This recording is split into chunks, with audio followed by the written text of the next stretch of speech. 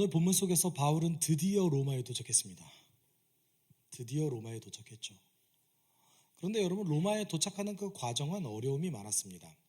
그리고 로마에 도착하는 그 과정 가운데서 수많은 어려움을 견디는 그 과정은 어떤 의미에서 보면 굳이 이런 과정을 겪어야 될까라는 생각이 들기도 합니다. 만약에 겨울의 풍랑을 만나지 않았다면, 겨울에 원하는 곳에서 쉴 수 있었다면 그런 고생은 하지 않았을까라는 생각이 들기도 합니다.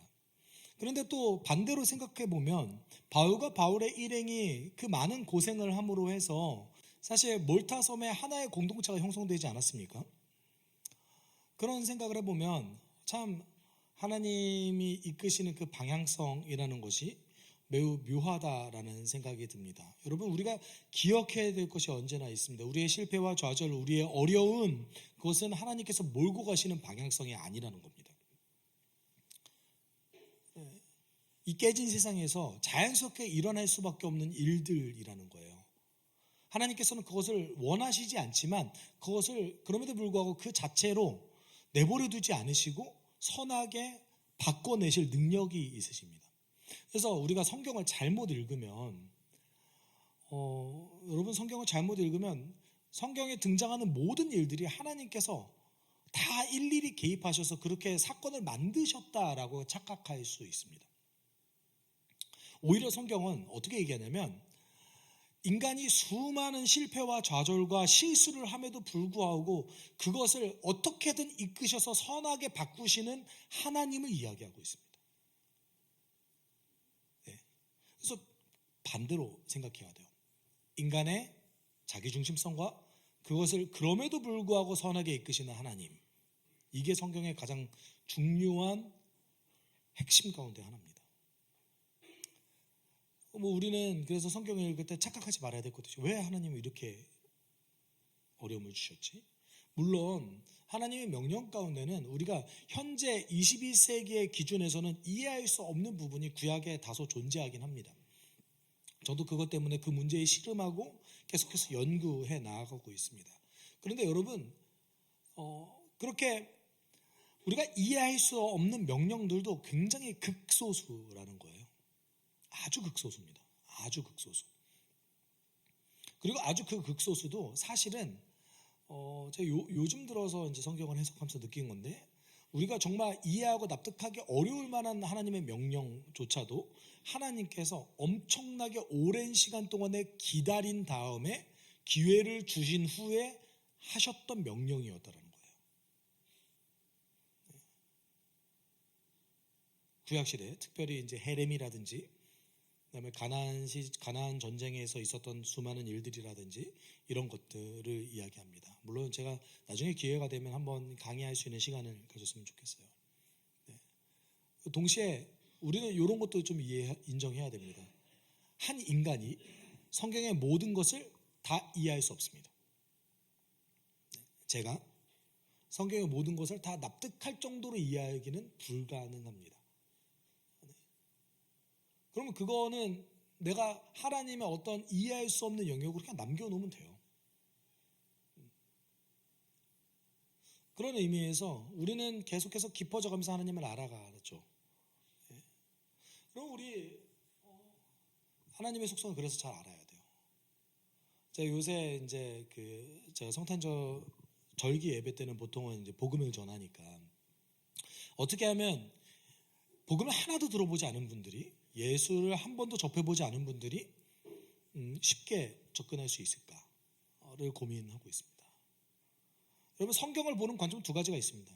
하나는 하나님이 만드신 말씀이다, 하나님이 인간에게 주신 말씀이다라고 보는 견해예요. 두 번째는 어떤 견해가 있냐면 아니다, 신이 없이 인간이 만들어낸 창조물이다라고 보는 견해입니다. 둘 다 이제 가능한 현재 공존하는 해석이죠. 근데 그 두 견해를 가진 모든 사람들이 가질 수 있는 가장 공통된 공통분모가 하나 있다면 이 성경은 인류가 만들어낸 가장 위대한 유산 중에 하나다라는 거에 동의한다는 거예요. 여러분, 그 고대 시절부터 지금까지 모든 종교, 모든 철학을 망라해서 신이 스스로 자기의 능력을 제한해서 인간에게 약속하고 그 약속을 지킨다라는 개념은 성경 외에는 없습니다.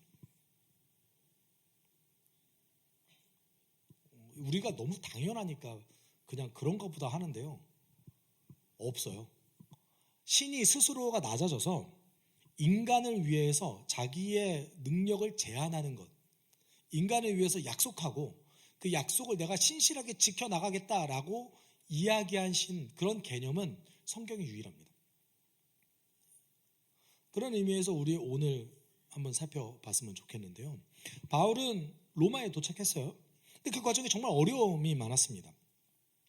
남파된 배에서 탈출해서 섬에 상륙했는데 상륙한 섬에서도 바울은 독사에 물리기까지 했습니다.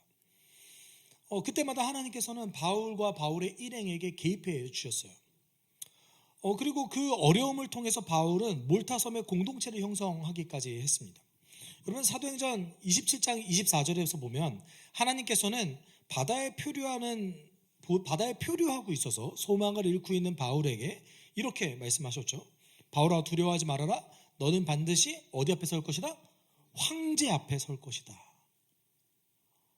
로마에 너는 반드시 갈 것이고 그리고 황제의 재판정에 너가 반드시 서게 될 것이다. 하나님께서 이렇게 말씀하셨습니다. 왜 그러셨을까요?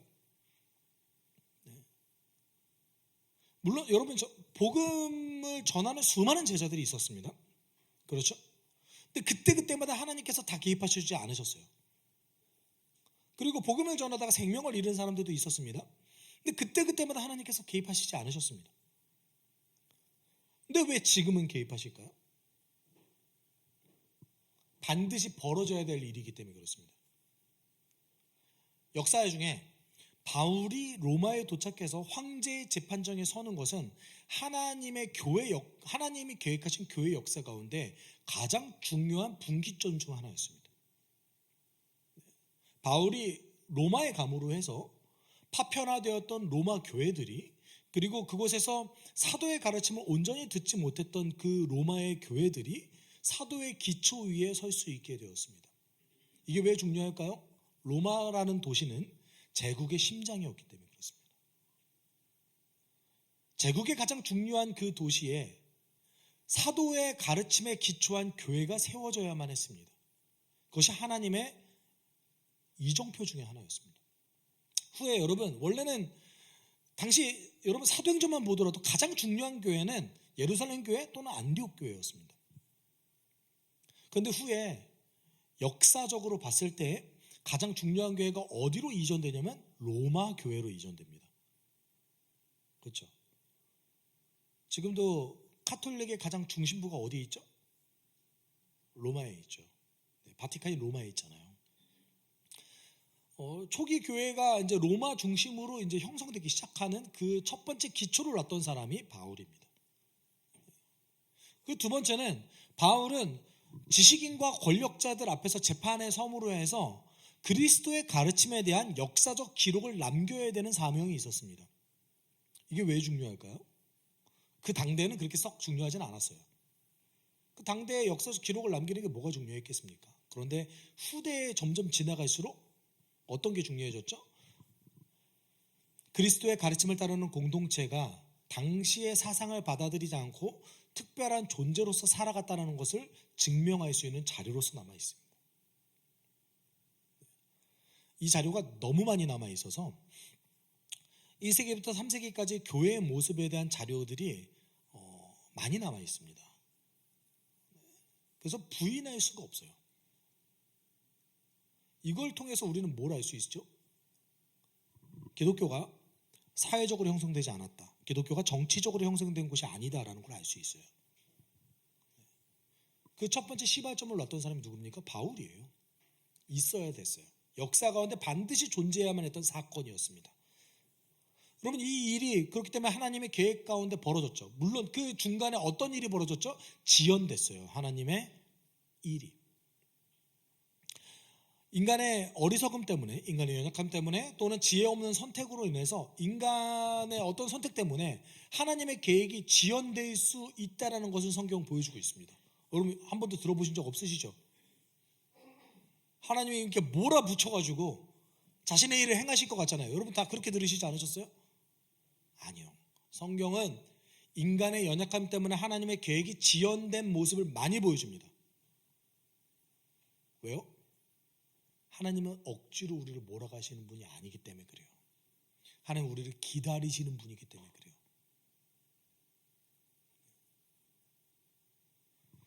제가 이제 미국에서 유학하는 중에 리얼라이프 처치라는 교회를 한 1년 정도의 시간 동안 추석한 적이 있었습니다. 근데 그 교회는 우리 교회보다 규모가 작았어요. 한 15명 정도가 함께 모이는 교회였습니다. 근데 그곳에 이제 저희는 이제 해리 아저씨라고 불렀는데, 목사님이세요. 되게 덩치가 있으신 해리 아저씨. 이름 자체도 아저씨 같은 느낌이죠. 네. 해리 아저씨가 이제 저와 이제 그 미셔널 처치에 대해서, 선교적 교회에 대해서 같이 스터디할 때 그때 이런 이야기를 하신 적이 있습니다. 사역은 기다리는 거야. 근데 저는 문득 그게 처음에는 무슨 말이지? 사역은 그냥 하는 거지 뭘 기다려. 그렇잖아요. 여러분 제가 이제 그 부목사로서 나쁘지 않은 능력치를 가지고 있는 부목사였습니다. 왜냐면 다양하게 할 수 있는 게 많았거든요. 저 운전 잘해요. 스틱 운전 제가 기가 막히게 합니다. 네. 차 상태가 안 좋아도 저 안전하게 할머니들 모시면서 굉장히 차량 운행 잘했습니다. 제가. 네. 네. 제가 안전운전 굉장히 잘하거든요. 저 찬양인도 잘합니다. 네. 그리고 제가 어른들에 맞춰서 찬양인도도 잘할 수 있습니다. 그리고 어떤 찬양팀 멤버가 있더라도 거기에 맞춰서 할 수 있습니다. 심지어 제가 영상 편집까지 할 수 있습니다. 네. 어디든 제가 들어가면은 그거를 해결해낼 수가 있었어요. 그래서 어디든 쓰시더라고요. 그러니까 저의 입장에서는 어떤 생각을 하고 있었냐면, 사역은 그냥 하는 거지 였어요. 기다리고 그런 게 어딨어. 그냥 열심히 하면 되지. 그래서 제가 그 사역할 때도 항상 그 제 뼈를 갈아 마셔가면서 사역을 했습니다. 네. 근데 그분이 저에게 사역은 기다리는 거야 이렇게 얘기하시는 거예요. 무슨 소리지? 하나님이 그러셨더라고요. 하나님이 기다리셨습니다. 네. 언제까지 기다리셨을까요? 하나님이 선택하신 인간이 스스로 자발적으로 하나님께 나아갈 때까지 기다리셨습니다. 물론 그 가운데서는 그 사람이 이런저런 인생의 굴곡을 경험하고 하나님을 붙잡아 가면서 가는 그런 상황이 있었을 수도 있죠. 실제로 성경에는 그런 일들이 많이 벌어집니다. 근데 하나님께서는 우리를 억지로 강제로 데려가지 않으십니다. 끝까지 기다리셨어요.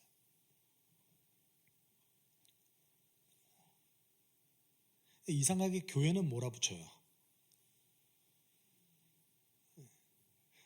나중에 가서야 이게 이상하다라는 걸 제가 알게 됐습니다.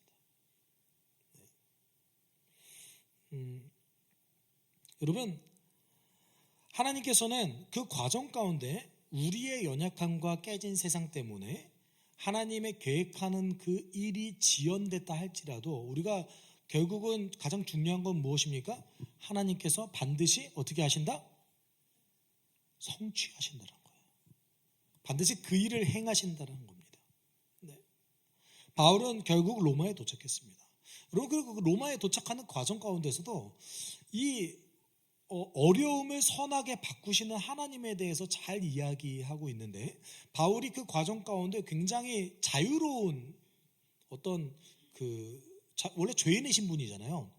그런데도 불구하고 자유롭게 돌아다니는 모습을 보게 돼요. 14절에 보면 우리 참 같이 읽어볼까요? 우리는 거기서 신도들을 만나서 그들의 초청을 받고 이래 동안 함께 지냈다. 그런 다음에 드디어 우리는 로마로 갔다. 여러분, 바울의 일행이 바울 때문에 7일 동안 여행을 멈춰야만 했어요. 바울의 신분이 뭐죠? 죄인이에요. 바울이 죄인임에도 불구하고 바울을 배려해 줬어요. 7일 동안 성도들과 교제 나눌 수 있도록 백부장 율리오가 도와줬습니다. 여러분, 이게 원래는 현실적으로 불가능한 일이죠. 불가능한 일인데 왜 이런 일이 벌어졌을까요? 바울과 함께 여행하는 그 과정 가운데서 율리오라는 사람이 바울을 존중하게 됐던 것으로 보여집니다. 아마 확실히 그렇게 했을 겁니다. 제가 몰랐는데 여러분, 그 백부장이 그 로마 병사 100명을 통솔하는 사람을 백부장이라고 얘기합니다. 이게 성경에서만 쓰이는 말이더라고요. 저는 사실 다 알겠거니 하고 그냥 지나가는데 사실 모르시는 분들도 많은 것 같아서 제가 요새 조금 더 친절하게 설명하기 위해서 노력합니다. 100명을 통솔하는 로마의 장교였던 거죠. 바울을 배려했습니다. 또 한 번 배려받는 게 있는데 16절에 보면 이렇게 얘기하죠. 우리가 로마에 들어갔을 때 바울은 그를 지키는 병사 한 사람과 함께 따로 지내도 된다는 허락을 받았다. 여러분, 바울 어떤 사람입니까? 황제의 재판장에 서야 되는 사람이에요.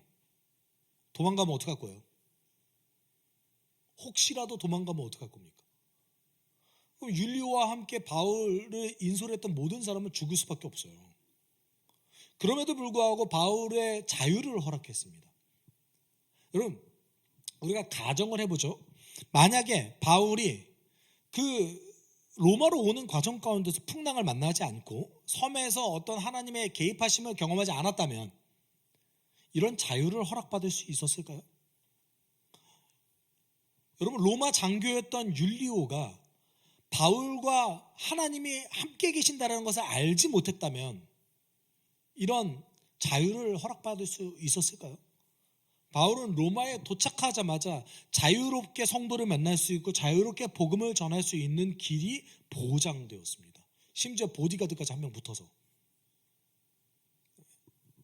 이거는 여러분, 하나님께서 어려움도 그리고 지혜 없음도 선하게 바꾸실 능력이 있으시다는 걸 보여주는 대목입니다.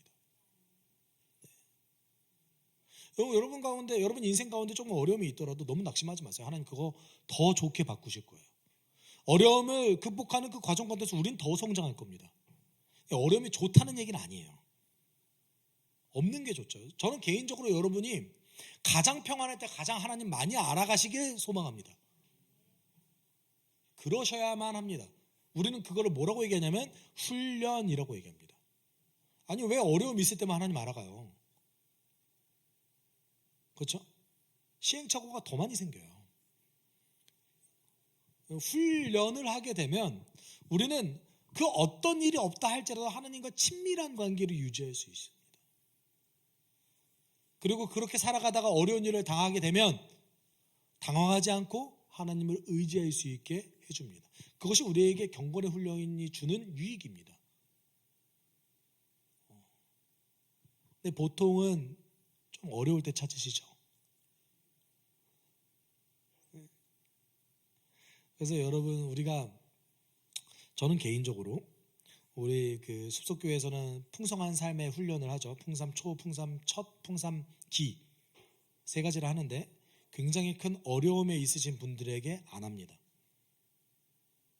그분들은 현재 훈련해야 될 상황이 아니에요. 어떤 상황이에요? 그냥 견뎌야 될 상황이에요. 훈련은 여러분 평시에 하는 거예요. 전쟁이 났을 때 하는 게 아니에요. 그렇죠? 아닌가요? 전쟁터는 갑자기 팍 투입해야 되잖아요.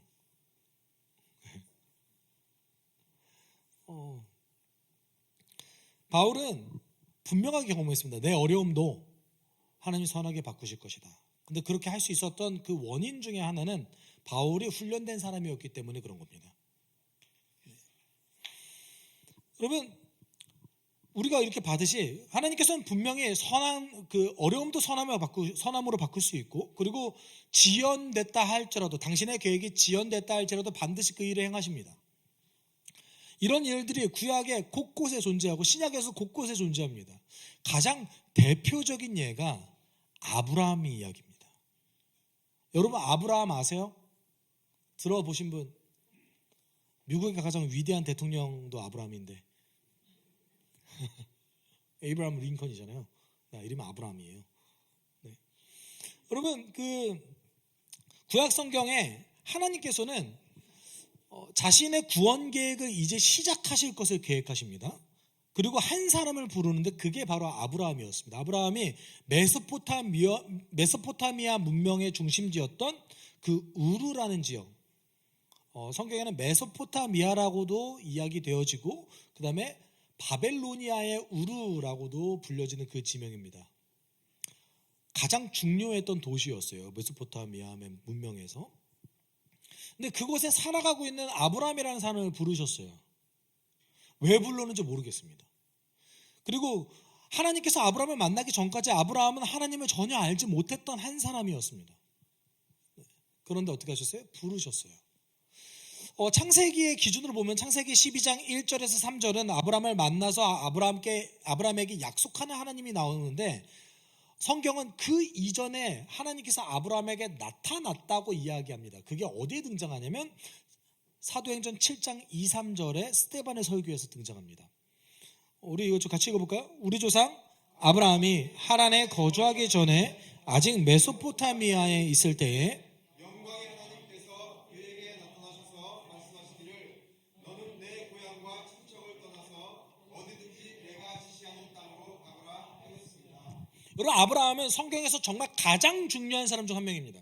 왜냐하면 하나님의 구원 계획을 시작하시는 그 시작점에 있는 사람이고 그리고 그를 통해서 모든 사람을 구원하기 위한 하나님의 계획이 결국은 성취돼서 메시아까지 이르기 때문입니다. 여러분 로마서의 가장 핵심되는 주제는 진짜 아브라함의 자손이 누군가입니다. 로마서의 가장 핵심 주제예요. 그게 누가 진짜 아브라함의 참 자손이냐? 핏줄을 물려받은 게 아브라함의 자손이냐 아니면 영적인 씨앗을 물려받은 게 아브라함의 자손이냐? 이삭은 피를 물려받은 자였냐? 약속의 자손이었냐? 여러분 이게 로마서의 핵심이에요.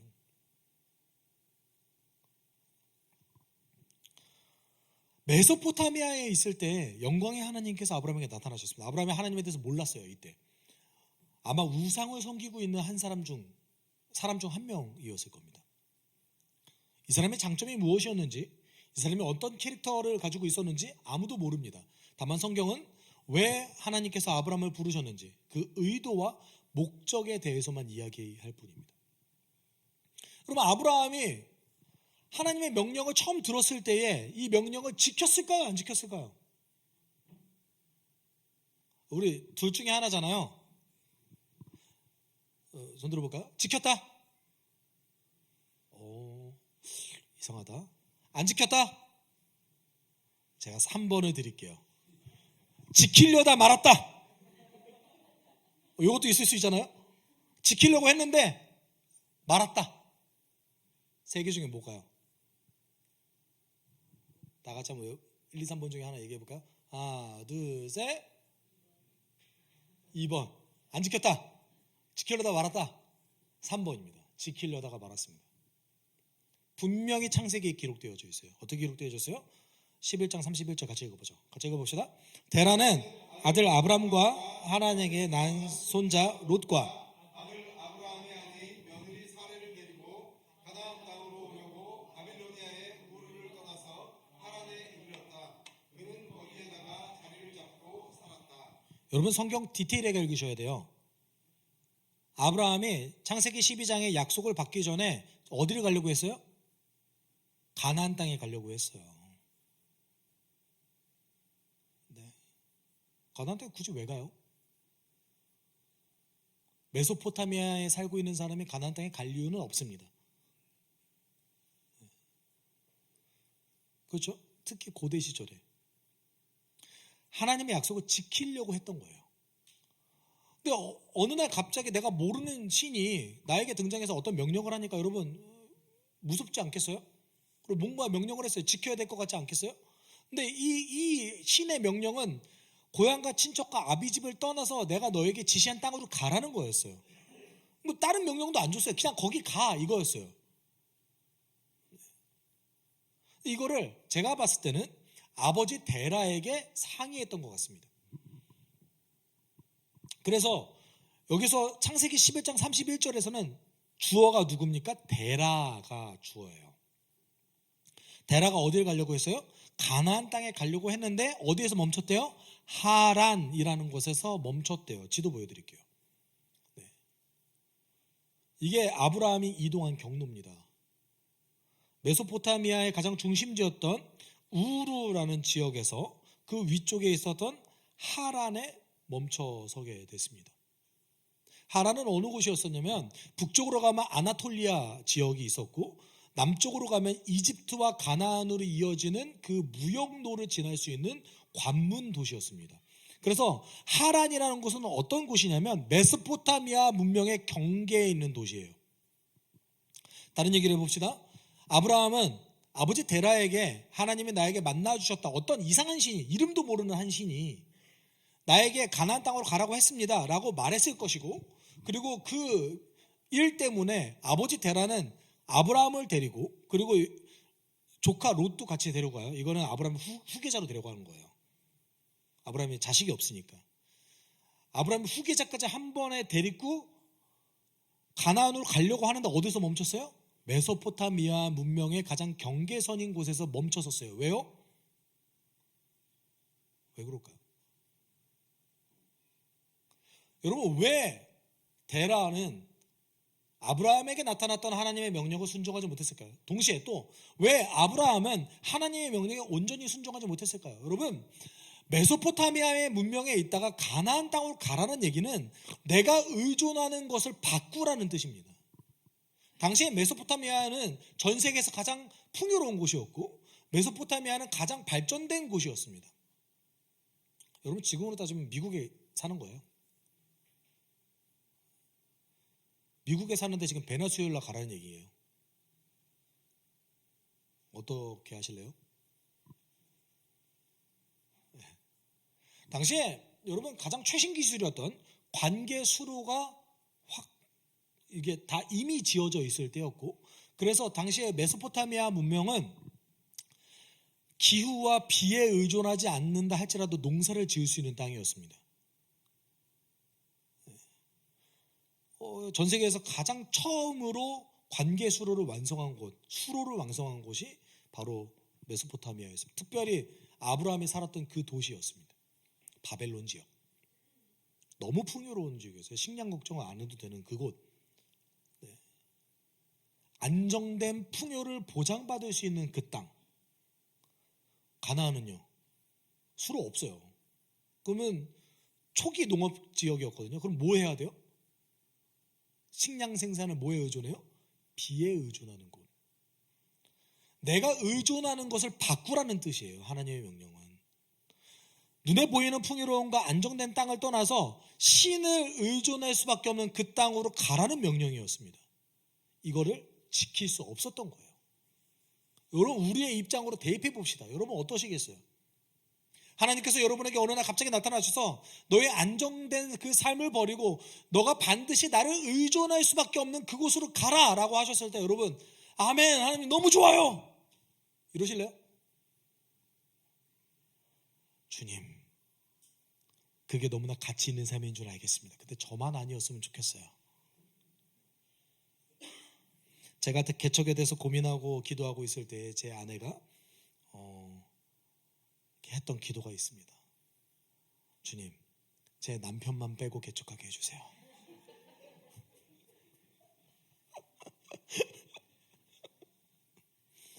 주님, 유학까지 해놓고 뭐하러 개척합니까? 네? 저기에 있는 지금 몇몇 교회에 오퍼가 들어왔는데 제 남편이 저기 들어가게 해주세요. 실제로 그런 게 됐어요, 제 아내가. 여러분, 제가 한국에 들어와서 자가격리하고 있을 때에 전화가 2통이 왔는데 그 2통에다 굉장히 좋은 교회에서 저에게 오퍼하는 전화였습니다. 여기 자리가 현재 있는데 너한테 지금 딱 맞는 자리야. 올래? 네. 그중 한 교회는 총회전 목사님 교회였어요.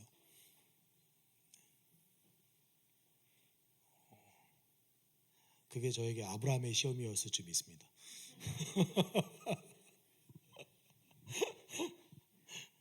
이제 아브라함의 시험을 통과해서 개척한 거예요. 여러분, 의존 대상을 바꾸라는 그 명령을 결국은 따를 수 없었어요. 근데 아브라함이 하나님의 명령을 따를 수 없는 두 번째 이유가 있었는데, 이게 가장 핵심적인 이유예요. 왜냐하면 신을 믿을 수 없었어요. 이게 가장 결정적입니다.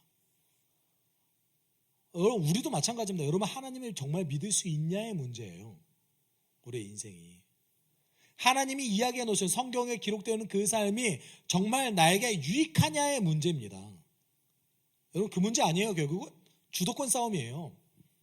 왜 아브라함이 하나님의 명령을 듣지 못했냐면, 아브라함은 평생 왜곡되고 인간을 괴롭히고 인간을 착취하는 신에 대해서만 알고 있었어요. 바벨로니아 신화에 보면 길가메시 서사시라는 게 있습니다. 여러분, 가장 유명한 서사시 중 하나입니다.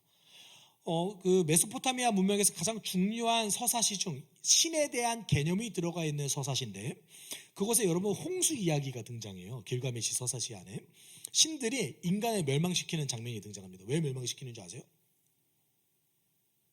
시끄러워서. 여러분, 메소포타미아 문명에서 섬기던 그 우상들은 변덕스럽고 약속을 지키지 않고 약속조차 하지 않으며 인간을 착취하기 위해서 인간을 만들어냈던 악한 신들이었습니다. 근데 어느 날 갑자기 이름도 모르는 그 신이 나에게 나타나서 가나안 땅으로 가라고 해서 이 신을 어떻게 믿어요? 아브라함 입장에서는 이게 신이 나를 파멸시키기 위해서 나에게 함정을 판 게 아닌가라고 고민했을 겁니다. 여러분, 그리스 로마 신화 보세요. 신 좋아요? 걔네 진짜 이상한 애들이에요. 그렇죠? 제우스 보세요. 정말 최악이죠. 여러분, 그 신들이 다 인성이 안 좋아요. 그렇죠? 여러분, 고대에 있는 종교 중에 약속을 지킬만 하고 그 약속에 자기 자신이 매여 있으며 그 약속을 끝없이 끝까지 지킨다라는 신은 하나님밖에 없습니다.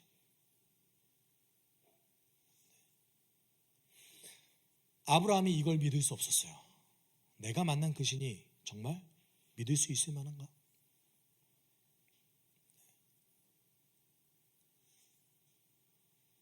그걸 못 믿었어요. 근데 데라가 죽자 하나님이 다시 한번 하란에 살고 있는 아브라함에게 나타나셔서 명령하십니다. 너무나 중요한 구절이죠. 같이 읽어볼까요? 주님께서 아브라함에게 말씀하셨다. 너는 내가 살고 있는 땅과 내가 난 곳과 너의 아버지의 집을 떠나서 내가 보여주는 땅으로 가거라. 내가 너로 큰 민족이 되게 하겠고 너에게 복을 주어서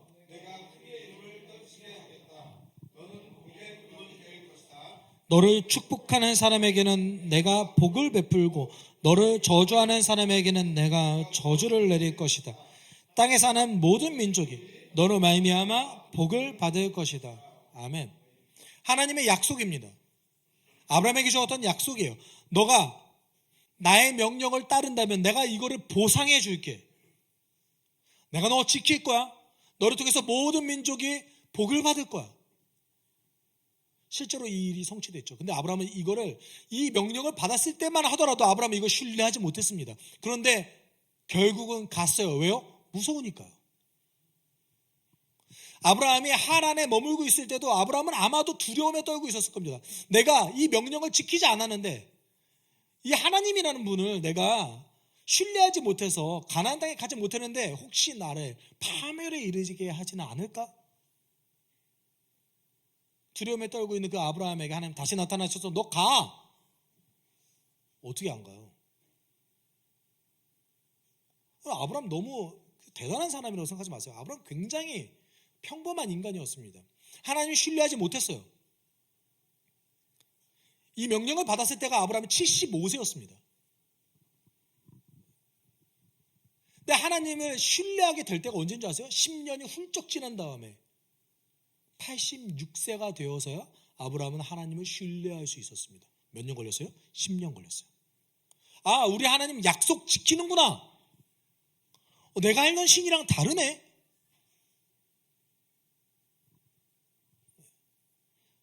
여러분, 하나님이 이걸 기다려 주신 거예요. 아브라함의 인생은 하나님을 신뢰하는 그 과정에 있었습니다. 아브라함은 끝없이 계속해서 하나님을 의심했거든요. 하나님 정말 약속 지키시는가? 이걸 정말 끊임없이 의심했거든요. 그거를 신뢰하는 과정에 있었던 것이 아브라함에 있었습니다. 여러분, 이거를 성경이 뭐라고 얘기하냐면, 따라해 봅시다. 믿음이라고 얘기합니다. 그래서 아브라함 믿음의 조상인 거예요. 진짜 믿음이 무엇인가? 하나님 약속을 내가 믿을 수 있냐의 문제입니다. 여러분 잘 보세요. 창세기 15장 6절에 아브라함의 모습을 하나님께서 의롭게 여기셨는데, 같이 읽어볼까요? 아브라함이 주님을 믿으니 주님께서는 아브라함의 그런 믿음을 의로 여기셨다. 너무 이상한 말이에요, 이 말. 왜 이상하냐면, 하나님이 이야기하셨던 말은 뭐였냐면, 아브라함, 내가 너에게 아들을 줄게였어요. 평생 아들이 없이 살던 사람에게 아들을 주겠다라는 약속은 좋은 겁니까? 나쁜 겁니까? 좋은 거죠. 근데 나에게 유익되는 것을 믿었는데 그게 왜 의로운 겁니까? 그렇지 않으세요? 그냥 땡큐 이 정도 아니에요? 근데 하나님이 이거를 의롭게 여기셨다라고 얘기했어요. 이거는 여러분 도덕적으로 이 사람은 의인이다라는 뜻이 아니라, 하나님 뭘 보신 거예요? 아브라함, 너가 이제 내 백성이다. 너가 이제 날 진짜 신뢰하는구나. 너의 편견을 벗어버리고 너가 그동안 알고 있던 신과 다른 존재임을 네가 이해하고 있구나. 이 선언이에요.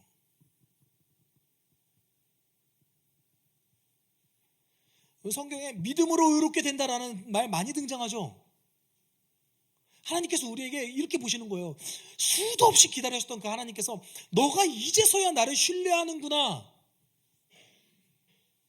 그거를 기쁘게 받아들이셨던 선언이 의인이 됐다라는 뜻입니다. 도덕적으로 의롭게 됐다는 뜻이 아닙니다. 여러분, 우리 인생은 아브라함과 같아요.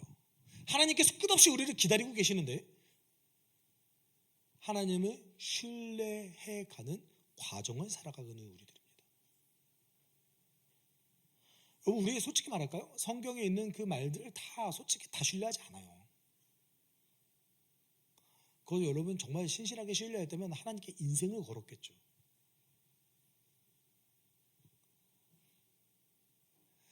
어느 날 종종 성령께서 우리에게 도움을 주시고 우리를 기다려 주시는 그 하나님의 놀라운 사랑을 깨닫게 되어졌을 때 조금 신뢰하는 거예요. 조금. 하나님께서 우리에게 하셨던 놀라운 약속들이 있습니다.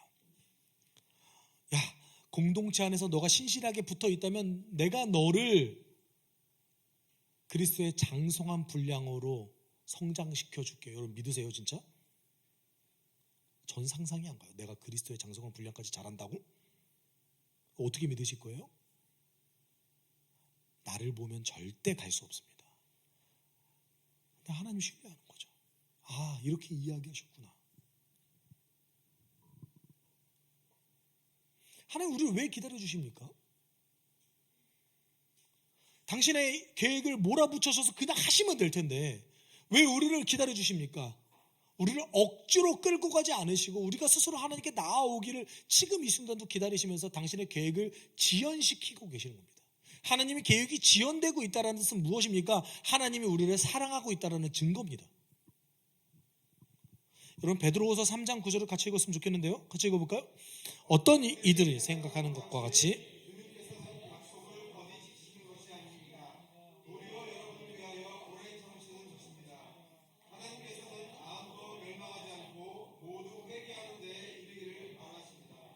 하나님의 진짜 의도는 무엇인가? 왜 기다리십니까?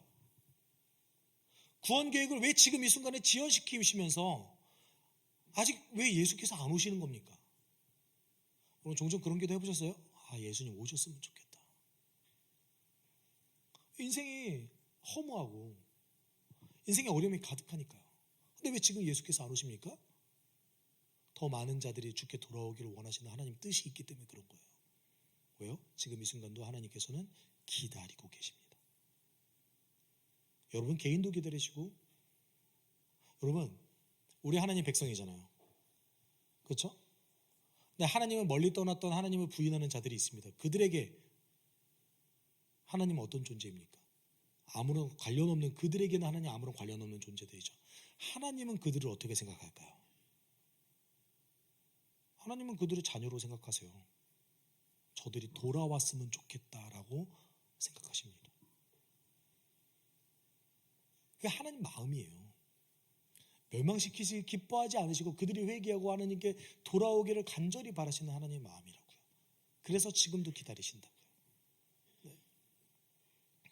여러분, 우리 인생은 어려움이 가득합니다. 세상은 깨졌습니다. 그런데 우리는 그렇게 인생을 살아가면서 그 견디기 힘든 어려움이 있더라도 그리스도의 가르침을 따라가다 보면 인생의 만족과 행복이 있다는 것을 깨닫고 알아가는 인생을 살아가야만 합니다. 그때 우리에게 소망을 불어넣어주는 곳, 그때 우리에게 계속해서 용기를 불어넣은 곳이 어디입니까? 그게 공동체입니다. 여러분, 사실 신앙생활 되게 행복한 거예요. 잘 생각해 보세요. 내가 사랑하는 사람들과 내가 사랑하는 주님을 예배하는 게 왜 행복하지 않아요? 이거만큼 좋은 게 어디 있어요? 여러분, 신앙생활 행복한 거죠? 아닌가요? 많은 그리스도인들이 신앙생활은 손해보는 거고, 신앙생활은 내가 정말 어쩔 수 없이 희생하는 거고, 이렇게 생각한다니까요? 성경에 등장한 신앙생활은 너무 행복한 일이에요. 내가 좌절할 때, 내가 소망이 없을 때 나에게 소망을 불어넣은 사람들과 함께 주를 예배하는 것, 하나님 그것 때까지 기다려 주십니다. 바울도 그런 용기를 얻었어요. 15절에 보면 거기 신도들이 우리 소식을 듣고 아피온 광장과 트레스 마을까지 우리를 맞으러 나왔다. 바울은 그들을 보고 하나님께 감사를 드리고 용기를 얻었다.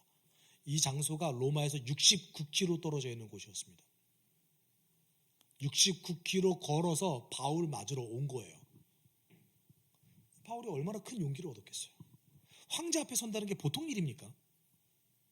바울이 두려움에 떨고 내가 이제 황제 앞에 진짜 서는구나. 나 어떻게 되지? 내 인생은 어떻게 될까? 이렇게 고민하고 두려워하고 있을 때에 성도를 만났을 때 얼마나 큰 용기를 얻었겠습니까? 여러분, 아브라함과 바울의 경우처럼 하나님의 뜻 안에 살아가기에는 우리의 인생의 장애물들이 너무 많습니다. 여러분, 바울도 인생의 장애물이 많았습니다. 그는 교회를 박해하는 사람이었잖아요. 아브라함도 인생의 장애물이 많았습니다. 하나님에 대한 편견으로 가득했었습니다. 하나님이 어느 날 갑자기 나를 파멸에 일으키면 어떡하지? 변덕스럽게 마음이 변하면 어떡하지? 이런 어떤 두려움이 가득하지 않았겠어요? 심지어 자신의 고향까지 떠나왔는데, 네, 하나님께서는 그들이 준비될 때까지 기다려주셨어요. 우리의 어려움은 내부적으로는 하나님을 신뢰하지 못하고 외부적으로는 하나님을 없이 살아도 그것이 더 유익하다라는 수많은 것들로 가득합니다. 여러분, 세상에 자기중심적으로 살아가는 건 너무나 당연한 거잖아요. 네 인생의 주인은 너야 라고 이야기합니다. 수많은 사람들이 너가 결정하고 너가 인생의 주인이 되어서 살아가면 너는 행복할 거야 라고 수많은 사람들이 수많은 미디어에서 이야기하고 있을 때에 우리는 그곳에서 마음을 지키면서 아니야, 그리스도를 따라가는 것이 내 인생의 가장 큰 가치 있고 행복한 길이야 라고 이야기하는 것이 쉽습니까? 아니요, 내 힘으로는 안 되는 일이에요. 하나님께서는 그래서 우리가 결심하기를 기다리십니다. 그 결심이 뭡니까? 내 힘으로 안 돼. 자기 스스로 증명하는 거야. 난 진짜 자기중심적이야. 하나님 잘 신뢰하는 게 쉽지 않아. 그런데 그래도 예수를 따라가는 그 삶이 더 좋은 건 줄을 내가 인정할게. 이게 결심이에요. 지금 이 순간도 하나님께서는 그의 부르심으로 우리를 부르시고 계십니다. 억지로 끌고 가지 않으시고 하나님이 우리에게 요청하고 계세요. 그 요청에 정직하게 반응하는 것이 결심입니다. 사도 바울이 이렇게 고백했어요. 같이 읽어봅시다. 그러나 나는 내게 이루었던 것은 무엇이든지 그리스도 때문에 새로운 것으로 여기게 되었습니다. 그뿐만